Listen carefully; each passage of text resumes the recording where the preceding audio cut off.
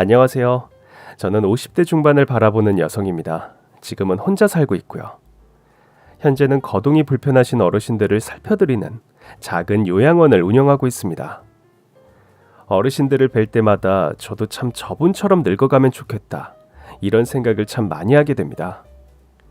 어르신들이 살아오신 이야기를 듣고 있으면 제 나이 때 참 고생도 많이 하신 이야기, 자식 이야기, 시댁 이야기, 모두 꼭 제 이야기 같아서 공감도 많이 되고 그분들의 삶을 제가 조금이나마 토닥여 드릴 수 있는 그런 사람이 되고 싶었습니다. 사실 전 어렸을 때 일찍 부모님을 여의고 어머니, 아버지라고 부를 수 있는 사람이 시어르신들밖에 없었습니다. 그런데 어르신들이 하는 이야기를 들어보면 늘 후회와 한탄을 많이 하십니다. 내가 못나서 자식한테 뭐 하나 제대로 물려준 게 없고 아픈 몸만 남았다고. 어르신들은 자식에게 미안한 마음뿐입니다. 부모라면 죽기 전에 자식에게 무엇 하나라도 남겨주고 싶은 마음이 부모 마음입니다. 하지만 자식들은 이런 부모 마음 같지가 않더라고요. 부모님이 능력이 안 돼서 남겨준 재산 없이 그렇게 훌쩍 떠나버리면 부모를 원망하기도 하더라고요. 다 그렇다는 건 아니지만 그런 유산을 줄 수 없는 부모들의 마음과 심정은 오죽하겠습니까? 뉴스에서 보면 유산 상속 때문에 형제들끼리 싸움을 하거나 부모 유산을 노리고 천륜을 끊는 극악무도한 짓을 하는 철없는 자식들을 보면 참 안타까운 마음뿐입니다. 전 그런 사건들을 보면서 생각했죠. 도대체 진정한 유산이라는 게 무엇인지 하고 말이죠. 수백, 수천억을 물려줘야 좋은 부모가 되는 건지, 아니면 물질적인 것이 아니라 자식의 마음속에 평생 잊혀지지 않는 좋은 추억을 남겨주는 게 좋은 부모인 건지, 뭐가 맞는지는 아마 여러분이 판단하실 거라 생각됩니다. 저 또한 부모님께 유산을 받았습니다. 그런데 제가 받은 유산은 참 눈물 없이는 드릴 수 없는 특별한 유산입니다. 금수저는커녕 흙수저도 물고 나오지 못한 고아를 걷어주시고 죽기 전까지 제 손을 놓지 않으셨던 저희 시어머니. 지금도 생각해보면 제가 시어머니와 고부관계가 아닌 딸과 엄마로 만났더라면 더 좋았을 거라 생각합니다. 제게 마지막까지 사랑을 주려고 하셨던 시어머니의 특별한 유산, 그 이야기를 지금 여러분께 들려드리겠습니다. 어렸을 때 전 아버지를 일찍 여의고 어머니는 생활고를 견디지 못해 저희 삼남매를 버리고 말 한마디 없이 훌쩍 떠나셨습니다. 그런 저희들을 보살펴준 건 할머니셨고, 할머니는 온갖 힘든 일을 다 하시면서 저희 손주 셋을 키우셨습니다. 할머니, 오늘도 시장 나가요? 이번에 말린 시래기가 아주 실해가지고 오늘 하루 더 나가보려고. 일주일 내내 일 안 하기로 약속해놓고선 하루는 쉰다고 했잖아요. 아이고, 이거사. 내가 다 너네 먹여 살리려고 이러는 거지. 할미가 무슨 재미로 일을 나가냐? 난 그래도 할머니가 맨날 시장 나가서 찬바닥에 앉아 나물 파는 거 싫어요. 직업이 기천 없다. 난 내 손주들 입에 맛있는 거 들어가면 에휴, 그까지 찬바닥이 뭐가 대수라고 불구덩이라도 들어갈 수 있어. 할미 마음이 그런 거야. 너네 잘 먹고 잘 입히고 공부도 시키는 게 이 할미가 해야 할 일이야. 너도 나중에 자식 낳아서 키워봐라. 부모 사랑도 중요하지만 이 내리 사랑이라는 게 또 달라. 자식 사랑도 사랑이지만 손주 사랑은 더 깊어. 그러니 할미는 너희들 생각하면 하나도 힘 안 드니까 건강하게 잘 크기만 하면 그게 할미한테 효도하는 거야. 할머니는 엄마 아빠의 빈자리가 느껴지지 않도록 저희를 온 마음을 다해 사랑해 주셨고 바른 길로 걸어갈 수 있게 인도해 주셨습니다. 할머니도 점점 나이가 드셨고 오빠는 고등학교를 졸업하자마자 서울로 취직을 했고 언니는 착한 형부를 만나 20살이란 어린 나이에 아이를 낳고 넉넉하진 않지만 행복한 결혼 생활을 하고 있었죠. 저 또한 고등학교를 졸업하자마자 공장에 취직을 했고 저희 삼남매는 자기 자리에서 최선을 다하며 살아가고 있었습니다. 할 수 있는 일을 열심히 하면서 꿋꿋하게 살아가는 게 할머니께 효도하는 길이라 생각했기 때문입니다. 제 일터는 장갑 공장이었습니다. 제가 그렇게 학벌이 좋은 것도 아니고 인문계 고등학교를 나온 것도 아니라 제가 가질 수 있는 직업은 한계가 있었습니다. 하지만 전 이런 상황에서도 제가 할 수 있는 일을 찾으려 노력했고 이런 곳에 취업할 수 있다는 것만으로도 늘 감사하게 생각했죠. 그리고 직장에서 좋은 선배들을 만나 일도 참 재밌게 했답니다. 정순아, 이리 와. 네? 이리 와서 우리랑 같이 고구마 먹어. 감사해요. 오늘은 제가 간식 당번인데 아침에 깜빡했어요.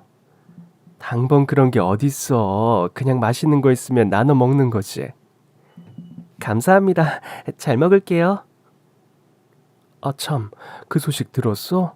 우리 공장 엄청 큰 회사에 팔려간대. 그러면 우리 일자리는 어떻게 되는 거야? 우리 잘리는 거야? 사장이라는 사람이 여기서 일하는 직원들 그대로 같이 가겠다고 말했대. 장갑 공장이 그래도 잘 돌아가니까. 그분 참 대단하신 것 같아요. 보통은 다른 공장 인수하면 정리해고 들어가는데. 야, 그래도 우리 공장 매출은 좋잖아.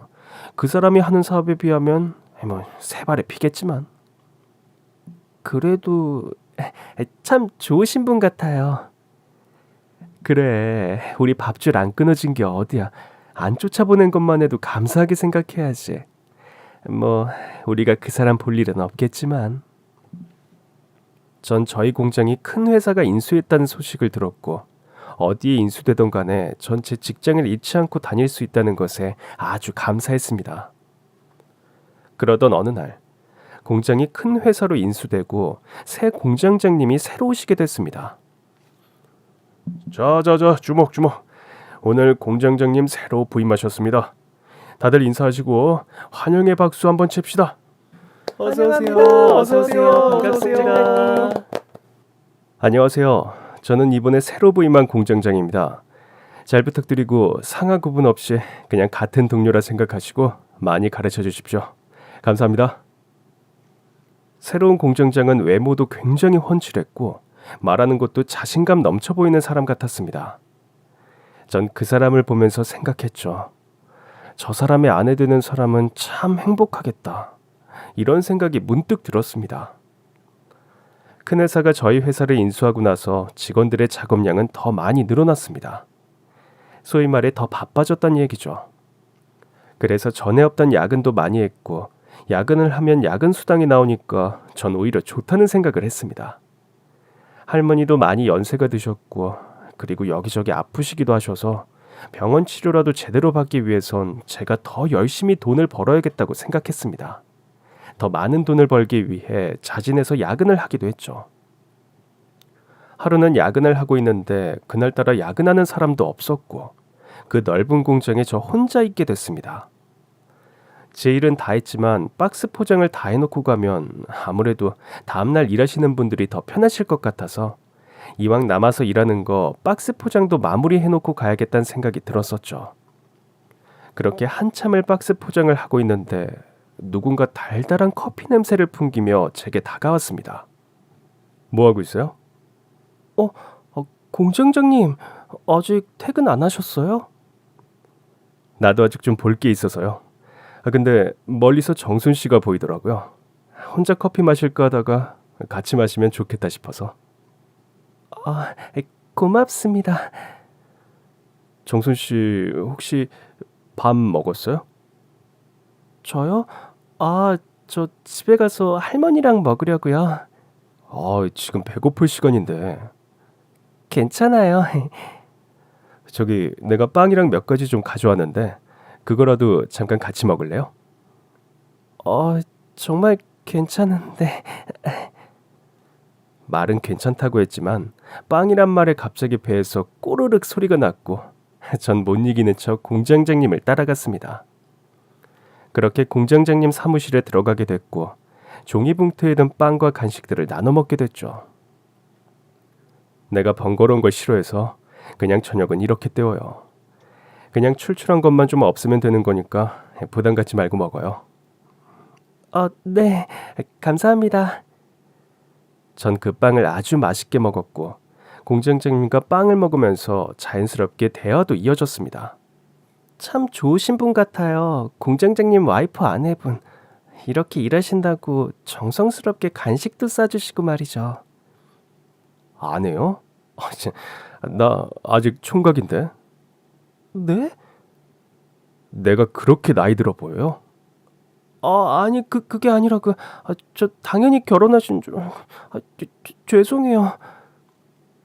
아니요. 뭐 물론 결혼을 했어야 할 나이긴 하죠. 근데 어떡하다 보니까 혼기를 놓치게 됐어요. 완전 아저씨죠 이제. 아니요. 전혀 그런 생각은 안 들었고 그냥 당연히 가정이 있으실 것 같다고 생각했어요. 공장장님 너무 괜찮은 분이시잖아요. 좋게 봐줘서 고마워요. 나도 토끼 같은 자식들하고 여우같이 예쁜 아내랑 살고 싶었죠. 근데 살다 보니 문제가 좀 생겼었고 그러다 혼기를 놓치게 됐어요. 근데 막상 이제 누구를 만나려고 하니까 좋은 사람이 안 보이네요. 그렇죠. 인연이라는 게 그렇게 쉽게 이어지는 게 아니죠. 맞아요. 참, 정순 씨는 좋아하는 사람 있어요? 저요? 아니요. 정순 씨 같은 사람이 굉장히 인기 많을 것 같은데 뭔가 사람이 선한 기운이 느껴져요. 보고 있으면 참 기분 좋다고 해야 하나? 그렇게 봐주셔서 너무 감사해요, 공장장님. 참, 내 이름 얘기 안 했죠? 저는 박창진이에요. 정순 씨는 성이 뭐예요? 저는 고정순이에요. 고정순. 네, 그래서 이름 때문에 놀림 많이 받았어요. 너 맨날 고정적으로 사는 거 아니냐 하면서. 아, 죄송합니다. 웃으면 안 되는데 정순 씨 말 들으니까 재밌네요. 고정순. 근데 입에 착 붙고 참 좋은 이름 같은데요. 정말요? 저 그런 소리 처음 들어요. 제 이름 얘기하는 거 별로 안 좋아하거든요. 고정순 씨, 내가 자주 불러줄게요. 자주 불러주면 그 이름이 더 빛나고 좋아진다고 그러더라고요. 어떤 책에서 봤어요. 누군가의 이름을 불러준다는 것이 어찌 보면 참 뭐 별거 아닌 일 같은데 그런데 이게 쉽지가 않거든요. 보통 이렇게 회사에서 만나도 누구의 이름을 부른다기보다 그 사람의 직함을 부르게 되죠. 그래서 그런지 이름을 불러준다는 것은 특별한 일인 것 같아요. 저도 어릴 때 어머니가 제 이름 참 많이 불러주셨거든요. 그런데 크면서 서로 생각의 차이가 있다 보니 어머니가 다정하게 창진아 하고 이야기하는 걸 들어본 지가 꽤 된 것 같아요. 그러셨군요. 돈 많고 잘생긴 공장장님도 저처럼 알게 모르게 마음의 상처가 있다는 걸 알게 되니 전 공장장님이 더 친근하게 느껴졌습니다. 어떤 상처가 있으신지 전 알 수 없었지만 그냥 그 마음이 이해가 됐습니다. 따뜻하게 이름을 불러주는 사람이 되고 싶고 누군가 자신의 이름을 따뜻하게 불러주는 그런 삶을 살고 싶다는 이야기가 참 마음에 와닿았습니다. 그러던 어느 날 평소 지병이 있으셨던 할머니는 갑자기 어지러움증을 호소하시면서 쓰러지셨습니다. 할머니 갑자기 왜 이래요? 많이 아파요? 할머니는 그냥 고개를 절레절레 흔드시면서 오히려 걱정하는 절 더 걱정하셨습니다. 전 도저히 할머니 앞을 떠날 수 없어서 한 달 정도 휴가를 내고 할머니 곁을 떠나지 않았습니다. 그리고 어느 날 정순아, 할머니 오늘은 좀 어떠세요? 난 아무렇지도 않아. 정순아, 저기 할미 가방 있지? 저거 좀 가지고 와. 전 다 떨어진 할머니 가방을 할머니께 드렸고 할머니는 손으로 무언가를 더듬더듬 가방 안에서 찾다가 제 손을 펴보라고 하셨습니다. 손 펴봐봐. 손이요? 전 손을 펴서 할머니에게 다가갔고 할머니는 제게 작은 통장을 하나 주었습니다. 번호는 통장 안에 적어놨고 이거 너 시집 보낼 때 쓰려고 모아둔 건데 할미가 직접 못 줄 것 같아서. 무슨 소리예요? 싫어. 나 시집 가면 할머니가 직접 줘요. 지금 받기 싫어. 싫다고. 할미가 미리 주는 거야. 우리 막둥이 좋은 사람 만나서 시부모 사랑받으면서 그렇게 살아. 할미 소원이다. 알겠지? 그런 이상한 말 그만해요, 할머니. 할머니가 제 손에 통장을 쥐어주신 그날 밤, 할머니는 아주 조용히 생을 마감하셨습니다. 할머니, 나 할머니 없이 어떻게 살아? 할머니. 삼남매 중 할머니는 유독 제게 더 특별하셨습니다. 언니 오빠와 달리 전 할머니와 정말 꼭 붙어 지냈었고 할머니에게 참 예쁨 받는 손녀였습니다. 전 그렇게 세상을 잃은 듯한 슬픔에 빠져 할머니의 장례를 치렀습니다. 이제 난 어떻게 살아야 되나, 누굴 믿고 살아야 되나, 그 절망감에서 헤어날 수가 없었고 아무런 삶의 의미도 의욕도 없었습니다. 그만큼 할머니는 제게 너무나도 소중한 사람이었거든요. 언니는 조카 때문에 잠시 집에 다녀온다고 했고 오빤 밤새 장례식장을 지키느라 너무 무리했던 나머지 조금 제가 쉬다 오라고 이야기를 했습니다. 그리고 새벽에 홀로 할머니 영정사진을 보면서 멍하니 앉아있는데 누군가가 장례식장으로 찾아왔습니다. 상심이 크죠? 전 공장장님을 보자마자 전 꾹꾹 참았던 눈물을 다 토해버렸고 나 이렇게 힘들었다고, 나 지금 너무 슬프다고 공장장님 품에 안기다 보니 정말 마음속에 있던 슬픔이 멈추질 않았습니다. 이런 제 모습에 놀라실 수도 있었을 텐데 공장장님은 그런 절 다독여 주셨습니다. 정순 씨 참 나쁘다. 네? 정순 씨 나쁘다고. 왜 자꾸 날 신경 쓰이게 만들지? 네? 무슨 말씀이세요? 왜 자꾸 당신이 내 눈에 밟히는지 모르겠어. 당신이 자꾸 생각나고 보고 싶고 궁금하고 자꾸 그런단 말이야. 전 처음에 이게 무슨 말인가 한참을 생각했습니다. 하지만 공장장님의 마지막 말이 제 마음을 심쿵하게 만들었습니다. 이제 나한테 기대어. 응? 내가 정순 씨 지켜줘야겠어. 그럴 사람 나밖에 없어. 그리고 내가 그러고 싶어. 그 말을 듣고 전 이게 꿈인가 생신가 싶었습니다. 그런 거 있잖아요. 감히 범접할 수 없는 누군가가 내 손을 잡고 내 눈을 마주치며 자신의 마음을 고백한다는 거.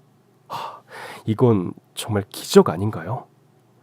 그 어떤 위로보다 공장장님의 위로는 제게 큰 힘이 되었고 할머니가 돌아가신 이후 공장장님은 저와 정식으로 교제를 시작했습니다. 창진 오빠가 저에게 참 많은 힘이 됐어요. 힘이 많이 됐다니 다행이네. 앞으로는 나만 믿고 따라할 수 있겠어? 우리 이제 살아가는 사이잖아. 정순이 지켜줄 사람은 이제 나밖에 없다. 그거 알지? 전 그의 말이 너무 고마웠고 제게도 이제 저만 생각해주는 누군가가 있다는 사실에 매일매일이 행복했습니다. 그런데 전 공장장이었던 그의 실체를 우연히 알게 됐습니다. 얘들아, 완전 이건 빅뉴스야. 공장장이 글쎄 우리 회사 인수한 사장이래. 창진건설.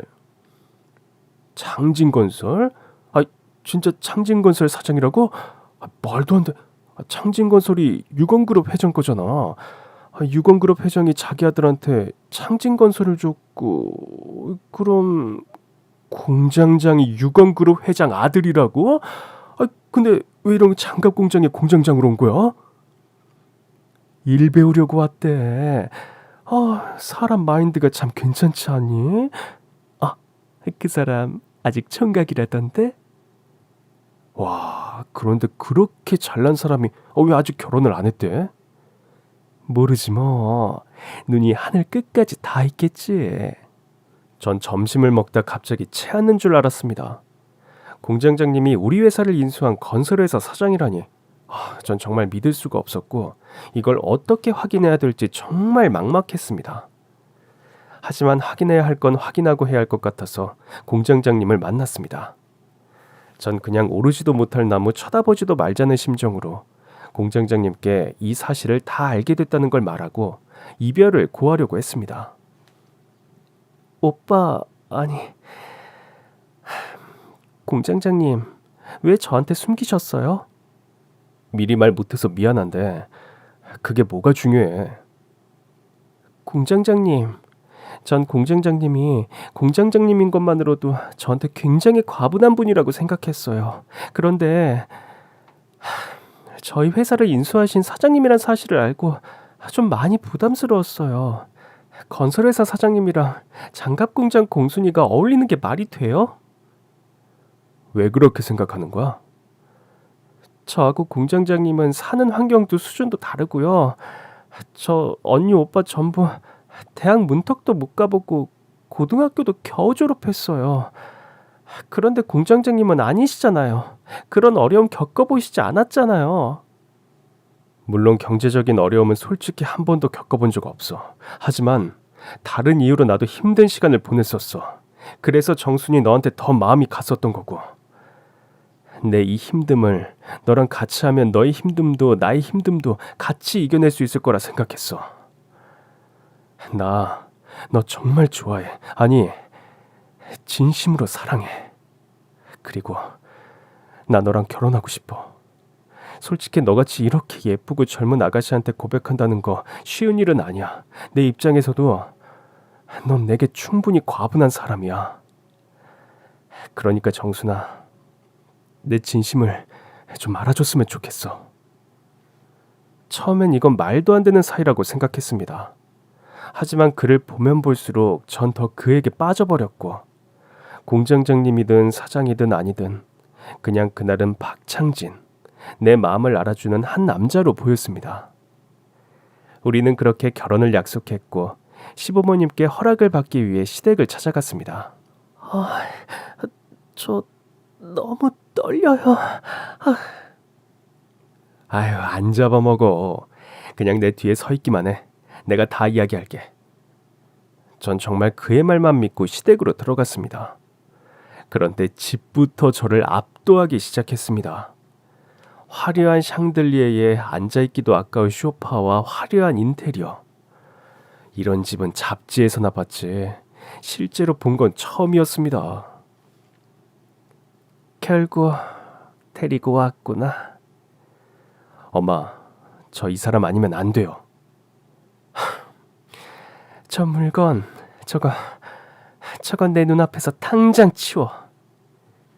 시어머니와의 첫 만남에서 전 인사도 드리지 못한 채 저 물건이라고 그 자리에서 모욕을 당했습니다. 이봐, 지금 여기가 어디라고 우리 창진이를 따라와? 혹시 돈 필요해? 어린 나이에 앞세워서 우리 창진이 꼬셨구만. 돈 너가 원하는 대로 줄 테니까 좋은 말 할 때 꺼져. 저기 어머님, 저 돈 같은 거 바라지 않습니다. 저 오빠 정말로 많이 사랑합니다. 야, 지금 너 때문에 내 교양이 지금 한계에 다다랐어. 너 우리 집이 어떤 집안인 줄 알아? 나 서신대 대학 총장이야. 그리고 우리 회장님 말 안 해도 알지? 창진이 형수, 형들 다 의사 변호사 출신이야. 그런데 공장에서 일하다가 어디서 굴러와서 감히 얼굴을 들이밀긴. 내가 설마 했는데 양심이 있으면 우리 창진이를 따라하면 안 되는 거 아니야? 이건 뭐 없는 것 투성이네. 돈도 없어, 학벌도 없어, 염치도 없고. 이 사람 아니면 저 그때처럼 정말 또 사라질 겁니다. 어머, 너 지금 엄마 협박하니? 지긋지긋해요. 우리 집이 뭐가 그리 잘났어요? 돈 많이 버는 거 그게 영원할 것 같아요? 제가 왜 아버지 회사 안 들어가고 제 회사를 직접 차렸는지 잘 아시잖아요. 유건구로 그 속물 같은 곳에서 벗어나고 싶어요. 저도 아버지 어머니 밑에 있다간 똑같은 속물이 될 것 같다고요. 그랬습니다. 그는 아버지의 경영 수업을 받다가 돈밖에 모르는 회사의 구조에 진절머리가 났고 결국 10여 년 가까이 혼자서 자신의 회사를 만들어 다시 한국으로 돌아온 것이었습니다. 그도 3남매였고 그의 아버지는 3남매 중 그를 가장 많이 신뢰했고 꼭 후계자로 키우고 싶어 했습니다. 결혼만 시켜주시면 아버지가 하라는 대로 다 할게요. 아니 당신 아니죠? 저딴 물건 우리 집에 드릴 생각 아니죠? 대신 건설회사 정리하고 당장 회사로 들어와야 한다. 알겠어? 네 아버지. 저 정순이랑 살 수 있다면 뭐든 다 할 수 있어요. 아유 머리야. 아줌마. 시아버지는 아들이 회사만 물려받는다고 하면 누구랑 결혼해도 상관없다고 하셨고 시어머니는 저 같은 며느리는 절대 안 된다며 식음을 전폐하고 눈에 흙이 들어가도 안 된다며 반대를 하셨습니다. 전 그렇게 혼주석에 시어머니 없이 결혼식을 올렸습니다. 사람들이 절더러 독한 년, 돈밖에 모르는 년, 시어미를 결국 저렇게 만들고 결혼을 하는 년이라고 욕을 들어먹었지만 전 꾹 참고 시어머니와 함께 살면서 제가 더 잘하면 어머님 마음도 열리시겠지란 마음으로 시댁에 들어갔습니다. 하지만 시집살이는 그리 녹록지 않았습니다. 제가 하는 모든 것을 시어머니는 싫어하셨죠. 아줌마, 오늘 국이 맛있네. 뭐 넣었어요? 오늘은 며느님이 국 끓이셨어요. 육수 만드는데 얼마나 정성을 들였니? 어머머머. 시어머니는 제가 국을 끓였다는 말을 듣자마자 그대로 국그릇을 바닥에 던져버렸습니다. 저 더러운 손으로 만든 걸 나보고 먹으라고? 당장 갖다 치워. 진짜. 아주머니와 전 너무 놀라 한참을 멍하니 있었습니다. 그리고 전 너무 서럽고 눈물이 났습니다. 제가 뭘 그리 잘못했길래 아무리 전 노력해도 안 되는 건가라는 절망에 빠져버렸죠. 너무 속상해하지 마요. 우리 총장님 진짜 좋은 분인데 아드님에 대한 기대가 너무 커서 그런 거예요. 언젠가 시간이 흐르면 다 좋아질 거예요. 이 집에서 제 마음 알아주시는 건 이모님밖에 없는 것 같아요. 아유, 내가 뭘. 우리 급하게 하지 말고 천천히 합시다. 그러면 우리 총장님도 조금씩 마음의 문을 여실 거예요. 이모님은 시어머니의 시어머니 때부터 이 집 일을 도맡아 하셨고 시어머니가 가장 믿고 총애하는 사람이었습니다. 하지만 이모님도 안 되는 게 있었죠. 저와 관련된 모든 것은 시어머니가 눈에 쌍심지를 켜고 난리를 부렸으니까요. 그러던 어느 날 시아버지 생신이 되어 온 식구가 한 집에 모이는 날이 됐습니다. 전 대단한 아주버님 형님들 사이에 낄 자신이 없었고 그냥 부엌에서 조용히 이모님 일만 도와드렸습니다. 자기야 얼른 나와. 여기서 뭐해? 난 괜찮으니까 당신 얼른 가서 식사해요. 얼른 가봐요. 여긴 내가 다 알아서 할 테니까. 응? 전 결국 남편의 손에 이끌려 식구들이 식사하는 곳으로 갔고 야외 마당에서 바비큐 파티를 하는 식구들은 제가 있든 없든 상관도 안 하는 눈치였습니다. 창진이 어서 와라. 창진이 너 요새 경영수업 하느라 고생이라며? 그러게, 형이 좀 해주지 그랬어. 난 사업하고는 안 맞아. 아버지가 아예 나한테 말도 안 꺼내시잖아. 난 그냥 병원이나 하며 살래. 이 사람 또 일 쳤어요. 아동병원 차린다고. 그래서 아빠한테 돈 좀 뜯어내려고? 야, 말 조심해. 너도 오늘 여기 온 이유가 있잖아. 오빠랑 나랑 비교하지 마. 난 오빠랑 다르니까. 다르긴 뭐가 달라. 인정할 건 인정해. 전 아주버님, 형님, 그리고 아가씨가 하는 말들이 마치 외계어같이 들렸습니다. 전 평생 감히 꺼내볼 수도 없는 말들을 그들은 일상적으로 쓰고 있었습니다. 오늘 이 음식 준비 이 사람이 거의 다 했어요. 그치? 네? 네. 요리 전공했어요? 오빠, 몰라? 이 사람 고졸인 거.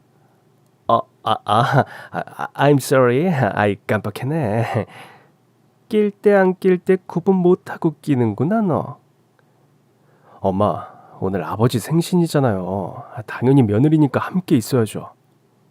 누가 며느리래? 누가?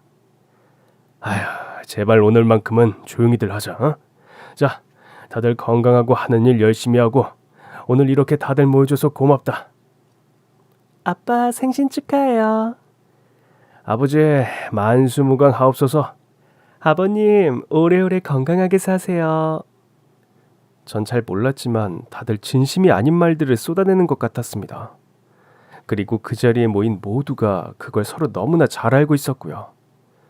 모두 태어날 때부터 금수저를 물고 태어난 터라 아무리 가족이라 해도 장갑 공장에서 일하던 저랑은 말도 잘 섞지 않았습니다. 남편은 그런 저를 보며 항상 미안해했고 저 또한 너무 속상하긴 했지만 점점 이 집안 분위기에 익숙해져 갔습니다. 매일매일 시어머니 기분 체크를 하며 오늘은 어떻게 하면 구박을 안 받을까? 아침마다 생각하고 또 생각하며 시어머니가 계신 1층으로 내려갔죠. 시어머니는 대학 총장이라 그런지 매일 책을 손에서 놓지 않으셨습니다. 시어머니가 어떤 분인지 저도 나중에 기사를 통해 알게 됐는데 어려운 학생들도 많이 도우셨고 여성 인권에 대해 앞장서서 대한민국 여성들의 권리를 찾는 일에도 일조를 하셨죠.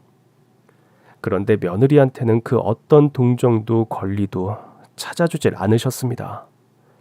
그냥 정 막내 아들이 아버지 회사를 물려받기 위해 어쩔 수 없이 데려온 사람이라고 생각하셨죠. 아주머니, 아주머니. 네, 총장님. 내일 딸내미 졸업이죠? 자, 이거. 아니, 저번에 아들 졸업 때도 너무 과분하게 주셨는데, 과분하긴. 아줌마랑 나랑 몇 년이야. 나 이 집에서 믿을 사람 아줌마밖에 없어요. 감사합니다, 총장님. 아줌마가 있어서 내가 이렇게 일을 할 수 있는 거고, 회장님 등살에도 내가 견뎌내는 거지. 무슨 말씀을요. 총장님이 얼마나 훌륭하신 분인데. 그래봤자 유건그룹 회장 마누라일 뿐이지. 여튼 딸내미랑 좋은 시간 보내고 와요. 그날은 일일 도우미 쓰던지 할 테니까. 저기 총장님, 작은 사모님 계신데 굳이 그러실 필요가. 아주머니, 난 제가 너무 싫어요. 그러니까 제 앞에서 저 물건 이야기 절대 꺼내지 마세요. 알겠어요? 시어머니는 그렇게 총애하는 이모님이지만 이모님이 제 편을 조금이라도 들려고 하면 아예 얼굴이 싹 바뀌셨습니다. 전 그런 이모님을 보면 늘 죄송했습니다. 어머님도 아까 말씀하셨지만 저도 이모님 안 계셨으면 이 집에서 못 살았을 것 같아요. 무슨 소리예요? 내가 천천히 하자고 했죠? 분명히 총장님이 우리 작은 사모님 마음 알아주는 날이 올 거예요. 전 사실 그런 날은 절대 오지 않으리라 믿었습니다. 정말 하늘이 두 쪽 나도 그런 일은 절대 없다고 말이죠. 하지만 사람 인생은 모르는 일이라고 그렇게 잘 나가던 시댁에 어둠의 그림자가 드리워졌습니다. 뭐라고요? 그게 무슨 말이야? 이번에 정부에서 아주 회장님을 정조준한 것 같습니다. 유건그룹 부정부패 온선이라고. 우리 회장님이, 아니, 왜 우리 회장님이? 워낙 강직하셔서 그게 화근이 된 것 같습니다. 지금 회장님 어딨어? 어딨냐고? 좀 전에 검찰 조사 들어가셨습니다. 뭐요? 아줌마. 네, 총장님. 빨리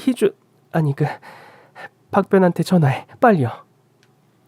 시아버지는 정권이 바뀌고 난 뒤 정부에게 미운털이 박혔고 그걸로 인해 하루아침에 최고의 사업가에서 부정부패를 저지르는 사람으로 낙인 찍혀버렸습니다. 이 소식을 듣고 모든 식구들은 집으로 소집됐고 이 사태를 해결해야 한다며 안간힘을 쓰려고 했습니다. 하지만 알아봤어? 아예 씨알도 안 먹혀. 내 인맥 총동원에도 비집고 들어갈 구멍이 없어. 아휴, 이를 어쩌니. 엄마, 이런 상황이 좀 그런데 아직 엄마 챙겨놓은 건 좀 있죠? 뭐? 아니, 그 많은 재산 다 아버지 앞으로 해둔 건 아니죠? 형, 말을 왜 그렇게 해? 지금 그게 중요해? 아, 이놈도 진짜 답답하네. 야, 아버지 지금 그대로 구치소행이야. 실형받아도 1년도 안 살고 나오실 거라고. 그때를 대비해서 뒤로 빼돌려 놔야지. 여튼 진짜 넌 세상 보는 눈이 아직도 글렀어. 오빠 말이 맞지. 엄마, 이제 까놓고 이야기해봐. 시어머니는 그 말을 한참 듣고 계시더니 얼굴이 붉어질 대로 붉어져 겨우 한마디를 하셨습니다. 나가. 나가라고. 엄마 화났어요? 엄마도 챙길 건 챙겨야죠. 나가라고 했잖아. 시어머니는 정말 불같이 화를 내시면서 아들, 딸을 그렇게 내쫓으셨고 어머님은 그날 밤 아버님이 오실 거라며 거실에서 미동도 하지 않은 채 소파에 앉아 밤을 새셨습니다. 전 그런 어머님을 보면 너무 안쓰러웠고 어떻게 위로해드리면 될지 생각했습니다. 저기 이모님. 왜요? 이거 저희 할머니가 예전에 온갖 좋은 약초를 다 넣어서 만든 효소인데 이거 먹으면 떨리던 마음도 안정이 됐고 그런다고 해서. 이거 총장님 드리라고요? 네, 제가 드리면 분명히 안 드실 것 같아서요. 알겠어요. 내가 갖다 드릴게요. 전 이 상황에서 어머님 눈에 안 띄는 게 어머님을 위한 길이라고 생각하고 2층에서 조용히 숨소리도 내지 않고 아버님이 아무 일 없길 기다렸습니다. 총장님, 이거 좀 드세요. 저녁도 안 드셨잖아요. 회장님 소식은 대체 왜 없는 거야? 아휴, 진짜. 총장님, 이것 좀 드세요. 네? 예. 죄송해요, 아주머니. 제가 좀 딴 생각을 하느라고. 차 맛이 좋네. 아줌마가 담근 거예요? 맛을 보니까 시중에 파는 건 아닌 것 같은데. 다 드시면 이야기해 드릴게요. 시어머니는 제가 드린 효소차를 드시면서 마음을 가라앉히시는 것 같았습니다. 그거 작은 사모님이 주신 거예요. 뭐라고요? 이 집에서 지금 총장님을 가장 걱정하는 사람 작은 사모님밖에 없어요. 그리고 이거 작은 사모님 할머님께서 손수 담그신 거랍니다. 어려울 때 누가 진짜 날 아끼고 사랑하는지 안다잖아요. 제가 봤을 땐 지금은 작은 사모님이 가장 총장님을 걱정하고 있어요. 시어머니는 처음으로 제가 드린 차를 아무 말 없이 드셨습니다. 전 그게 저에게 조금이나마 마음의 문을 열어주신 거라 생각하고 어머님을 더 잘 모셔야겠다고 생각했죠. 그런데 뭐라고요? 안 돼. 시어머니는 아침 일찍 온 전화를 받고 충격을 받고 그대로 쓰러지셨고 전 급히 시어머니를 병원으로 옮겼습니다. 시어머니가 충격을 받은 이유는 시아버지가 검찰 조사를 받다가 새벽에 화장실에서 극단적인 선택을 하시고 운명하셨다는 이야기를 듣게 되셨기 때문입니다. 여보, 어떡해요? 우리 아버님, 어머님 불쌍해서 어떡해? 말도 안 돼. 그 인간들이 우리 아버지를 죽음으로 몰았어. 어떻게 사람을... 여보, 나 잠깐 검찰에 다녀올게. 이건 절대 그냥 넘길 문제가 아니야. 그리고 엄마 좀 잘 부탁할게. 금방 올게. 남편은 그 길로 검찰로 달려갔습니다. 전 충격을 받고 잠들어 계신 어머니를 보며 이 소식을 아주버님과 시누이에게 전해야겠다고 생각했고 전화를 돌렸습니다. 그런데 창진이 아빠야. 누구야? 말해보라고. 전 도대체 시누이가 하는 말이 무슨 말인지 도통 알 수가 없었습니다. 아버님이 오늘 돌아가셨어. 창진이는 무슨 말이야? 창진이 교통사고 났다며. 창진이 어딨어? 아빠는 또 어딨고? 아버님 돌아가신 것도 너무 충격적인데 남편이 교통사고가 났다니. 전 이 모든 게 말이 안 된다고 생각했습니다. 전 신우의 말을 듣고 응급실로 다시 갔고 거기엔 박창진, 싸늘한 죽음으로 누워있는 제 남편의 이름을 확인했습니다. 하루아침에 이렇게... 회장님도 사장님도... 어떻게 이런 일이... 말도 안 돼... 아니죠? 우리 남편... 아니죠? 죄송합니다. 뭐가 죄송해요? 우리 남편이 왜요? 우리 어머님이 지금 이 병원에 계시다고요. 근데 우리 남편이 지금 왜 여기 있냐고요. 그야말로 하루아침에 줄초상이 났습니다. 아버님 돌아가신 걸 확인하기 위해 남편은 그렇게 제게 어머님을 잘 부탁한 다음에 떠난 것이 마지막 모습이었습니다. 왜 안 좋은 일은 이렇게 한꺼번에 찾아오는지 전 정신을 둘 곳도 없었고 뭘 어떻게 해야 할지 앞이 캄캄했습니다. 그런데 거기에 더해 더 충격적인 소식이 절 완전히 무너지게 만들었습니다. 총장님 검사를 하다가 종양을 발견했습니다. 네? 췌장암 말기입니다. 어처구니가 없었습니다. 하루아침에 시아버님이 세상을 떠나고 제겐 전부였던 남편도 떠나고 시어머니마저 말기암이라니. 이건 인간이 견딜 수 있는 한계를 벗어난 고통이었습니다. 전 남편과 시아버님을 잃은 슬픔도 느낄 시간이 없었습니다. 말기암 판정을 받은 시어머니를 일단 어떻게 해서든 낫게 해야겠다는 생각이 먼저 들었습니다. 아버님과 남편 소식을 듣고 아주버님과 시누이 그리고 형님이 모두 병원으로 모였고 전 처음으로 식구들에게 부탁을 했습니다. 오늘 아버님이 세상을 떠나셨고 제 남편마저 아버님을 따라 하늘나라로 갔습니다. 지금 심정은 죽을 것 같은 고통이라고밖에 말씀을 드릴 수가 없네요. 그런데 어머님마저 오늘 말기암 판정을 받으셨습니다.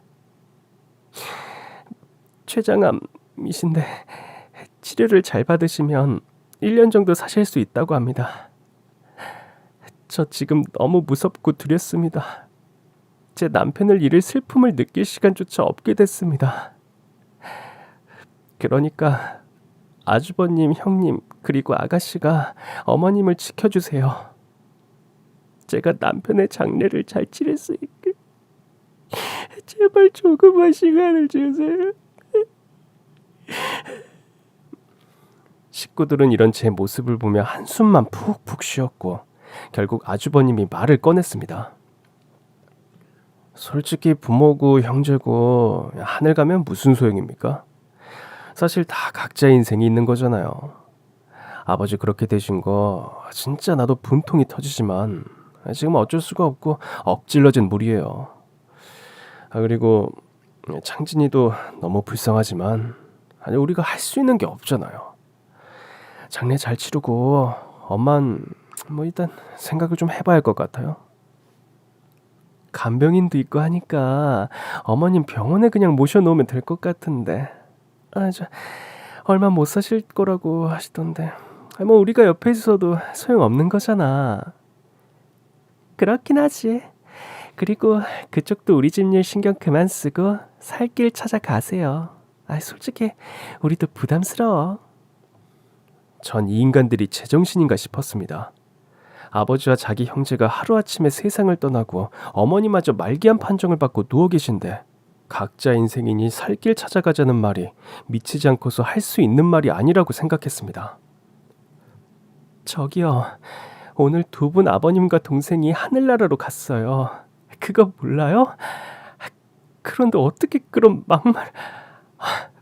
진짜 역겹네요. 거기 말이 좀 심하네. 우리도 슬프다고 생각해서 살 길 찾아가란 말이 역겹다고? 아유 참, 와 환장하겠네. 머리가 나빠서 그런 거야? 인정할 건 인정하고 산 사람은 살아야지.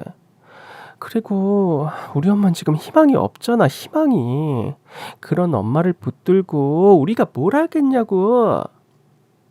다 나가요 당장. 내가 알아서 할 거예요. 아버님 그리고 우리 남편 장례식장에 오기만 해봐요. 내가 아주 그냥 다 줄초상 나게 해줄 테니까. 더러운 것들. 전 진짜 속에 있는 말을 거침없이 해버리고 어머님 병실로 향하려는데 어머님은 이미 저희가 로비에서 하는 말을 벌써부터 다 지켜보고 계셨던 겁니다. 어머님. 엄마. 엄마. 아버지도 창진이도 너희들 없이 장례 치를 거다. 막내 말대로 장례식장에 얼씬도 하지 마라. 그리고 내가 죽어도 절대 오지 말 거라. 너희들은 이제 내 자식이 아니다. 부모가 돈도 없고 병드니 쓰레기처럼 버리려는구나.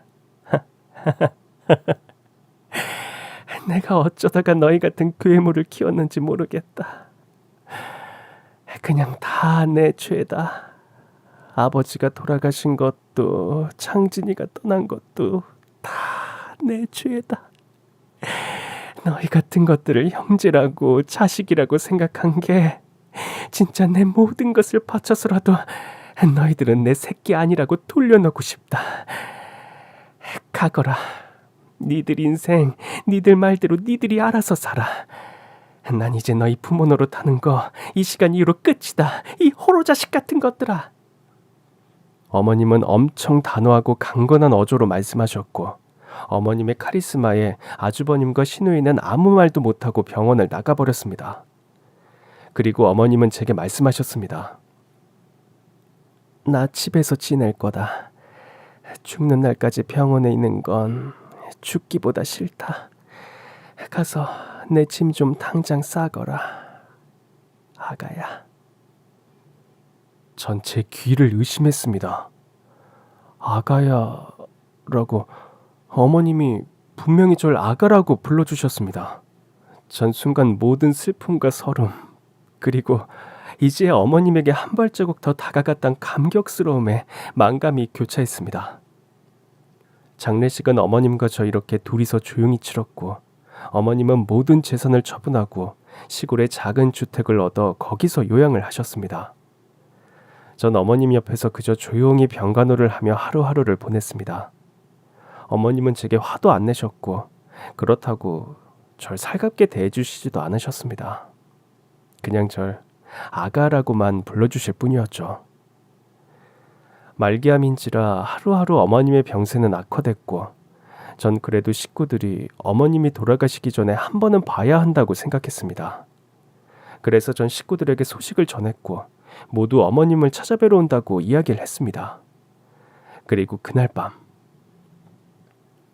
아가, 어머님 뭐 필요하신 거 있으세요? 아니, 그럼 물 좀 드릴까요? 아니. 어머님은 절 한참 보시더니 제 얼굴을 만지셨습니다. 내가 진짜 자식을 앞에 두고 몰랐었구나. 내가 내 뱃속으로 널 낳진 않았지만 지금 같아선 네가 내 자식이었으면 얼마나 좋았을까 그런 생각이 드는구나. 아가, 정순아, 내가 그동안 정말 미안했다. 내 욕심이 널 아프게 했고 내 이기심이 너의 그 고운 마음을 가리게 했구나. 넌 창진이가 내게 준 선물이다. 너무나 소중한 선물. 아가 너무 고맙고 너무 미안했다. 내게 시간이 조금만 더 있었더라면 널 아끼고 사랑해줬을 텐데. 그게 너무너무 후회가 되는구나. 어머님 울지 마세요. 저랑 평생 오래오래 살 거예요, 네? 제가 그렇게 해드릴게요. 그럴 수만 있다면 내가 뭐든지 다 할 텐데. 미안하다, 아가. 정말 미안해. 그날 밤 시어머니와 전 서로를 얼마나 생각하는지 마음을 알게 됐습니다.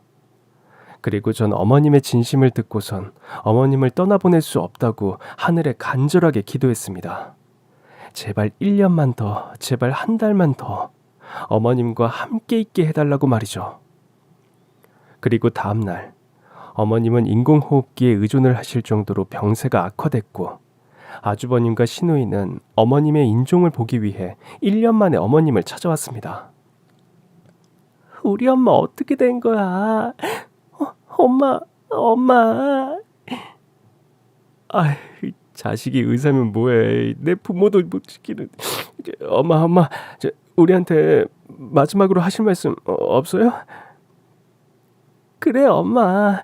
마지막으로 우리한테 하고 싶은 말 있으면 다 해봐. 어머님은 아주버님과 시누이를 보더니 고개를 절레절레 흔드셨고 저더러 오라고 손짓하셨습니다. 그리고 어머님은 제 얼굴을 가까이 대라고 손짓하셨죠. 아가야, 압구정동 12번지. 압구정동 12번지 거기로 가라. 알겠지?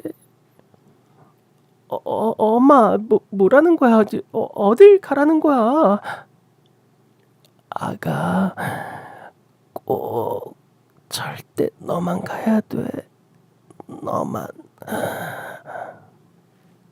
그렇게 어머님은 제게 알 수 없는 주소를 남기시고 숨을 거두셨습니다. 어머님은 식구들이 장례식장에 오는 걸 한사코 반대하셨지만 전 그래도 자식들이 지켜보는 가운데서 편안히 하늘로 가셨으면 하는 바람에 식구들과 함께 장례를 치렀습니다. 그리고 전 어머님이 알려주신 주소를 찾아갔습니다. 혹시나 어머님 유품이 가르쳐주신 장소에 있을지도 모른다는 생각에 꼭 찾아가야만 했습니다. 그런데 어머님이 알려주신 주소는 서울 한가운데 있는 높은 빌딩이었습니다. 전 이곳이 맞나 2번, 3번 확인했지만 어머님이 말씀하신 그 주소가 분명히 맞았습니다. 그리고 제일 꼭대기층 사무실로 올라갔습니다. 그런데 거기엔 저희 집 일을 봐주시던, 절 무척이나 아껴주시던 이모님이 계셨습니다. 더 늦게 오길 바랬는데 총장님이 이렇게 빨리 가실 줄은. 아이고. 전 이모님을 끌어안고 펑펑 울었습니다. 진정으로 어머님이 떠난 것에 대해 슬픔을 느끼는 유일한 분이라고 생각했거든요. 작은 사모님, 이거 받으세요. 총장님이 꼭 전해주라 하셨어요. 네? 이게 뭔가요? 열어보시면 알아요. 전 봉투를 하나 받았고 거기엔 한 장의 편지와 건물 증여 계약서가 들어있었습니다. 건물은 시가 1,000억이 넘는 건물이었고 이 건물의 주인은 고정순. 제 이름이 적혀 있었습니다. 전 너무 놀라 할 말을 잃었고 어머님이 남기신 것 같은 편지를 읽게 되었습니다. 아가, 내가 너한테 줄 게 이것밖에 없구나. 절대 식구들한테 알리지 말고 너 혼자만 알고 있어야 한다. 이 시애미의 마지막 부탁이라고 생각하고 꼭 지켜다오. 그리고 이 말은 꼭 하고 싶었다. 내 며느리가 돼줘서 정말 고마웠다. 전 편지를 읽자마자 그 자리에 앉아 펑펑 울었고 어머님이 떠나신 슬픔이 배가 돼 가슴이 찢어질 것 같았습니다. 그렇게 모진 시어머니가 제게 남긴 아름다운 유산. 전 어머님이 하늘로 떠나시기 마지막까지 절 생각하셨다는 것에 대해 너무 감사했고 미안했습니다. 그렇게 전 이 건물을 어머님을 생각하며 좋은 일에 써야겠다고 다짐했고 지금은 이렇게 시어머님과 같은 어르신들에게 편안한 보금자리를 드리며 살고 있답니다. 가끔 어르신들을 보면 전 눈물이 납니다. 살아계실 때 이 말을 어머님께 꼭 드리고 싶었거든요. 잠시나마 제 부모님이 돼주신 거 정말 잊지 않을게요. 어머님은 이 세상에서 유일한 제 어머니십니다. 사랑합니다, 어머님. 그럼 지금까지 제 긴 사연 들어주셔서 정말 감사합니다.